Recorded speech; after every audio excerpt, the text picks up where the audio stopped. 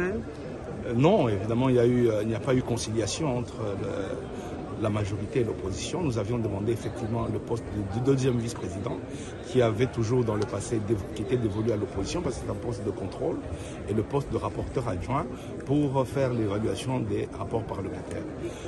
La majorité n'a pas jugé cela nécessaire. Elle a trouvé qu'elle pouvait continuer à gérer pratiquement seule.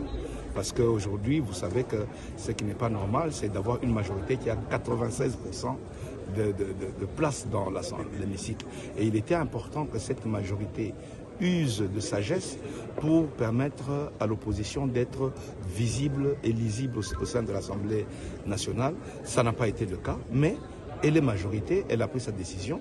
Nous nous inclinons en toute démocratie et nous espérons que nous allons nous réunir très bientôt avec toute l'opposition pour désigner notre candidat à ce poste. Mais sur quelle base vous avez fondé cette demande des deux postes? Vous êtes député national, dans l'ancienne législature également.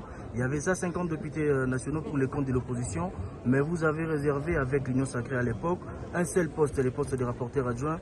Pourquoi aujourd'hui vous êtes devenu davantage minoritaire? Avec 25 députés pour l'opposition, vous demandez des postes? Je pense que c'est tenant compte aussi de la situation particulière que traverse notre pays dans ce contexte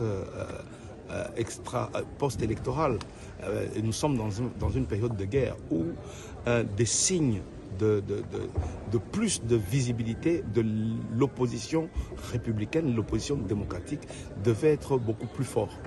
Je pense que c'est en tenant compte de tous ces éléments-là que ces signaux devaient être envoyés à notre population et à l'opposition armée pour dire qu'il y a de la place pour tout le monde. En République démocratique du Congo, il y a de la place pour les démocrates, ceux qui se battent au sein de l'hémicycle, et que tout le monde a un mot à dire au niveau de la République. Donc c'était plus ce message que, comme je l'ai expliqué, que je voulais être un message fort pour la population et pour les gens qui agressent notre pays. Merci.